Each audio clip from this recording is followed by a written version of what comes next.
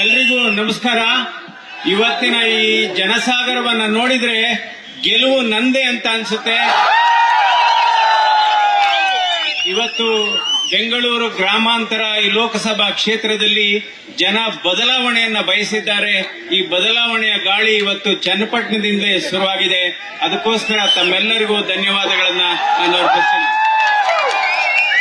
ಇವತ್ತು ನರೇಂದ್ರ ಮೋದಿ ಅವರ ಸಂದೇಶ, ನರೇಂದ್ರ ಮೋದಿ ಅವರ ಕನಸು ಏನಿದೆ ಅಂದ್ರೆ 400ಕ್ಕೂ ಹೆಚ್ಚು ಲೋಕಸಭಾ ಸದಸ್ಯರನ್ನು ಕಳಿಸ್ಕೊಡಿ ಅಂತ ಹೇಳಿದ್ದಾರೆ. ಈ ವಿಶ್ವಾಸವನ್ನ ನೋಡಿದ್ರೆ ಈ 400ರಲ್ಲಿ ನಾನು ಇರ್ತೀನಿ ಅಂತ ನನಗೆ ಇವತ್ತು ಸನ್ಮಾನ್ಯ ಗೃಹ ಸಚಿವರಾದ ಅಮಿತ್ ಶಾ ಅವರು ಇವತ್ತು ಈ ರೋಡ್ ಶೋ ಮೂಲಕ ಈ ಪ್ರಚಾರಕ್ಕೆ ಚಾಲನೆ ಕೊಟ್ಟಿದ್ದಾರೆ, ವೇಗವನ್ನು ಕೊಟ್ಟಿದ್ದಾರೆ. ಇದು ನಿಜವಾಗ್ಲೂ ನಮ್ಮ ಕಾರ್ಯಕರ್ತರಲ್ಲಿ ಒಂದು ಮಂದಹಾಸ ತಂದಿದೆ.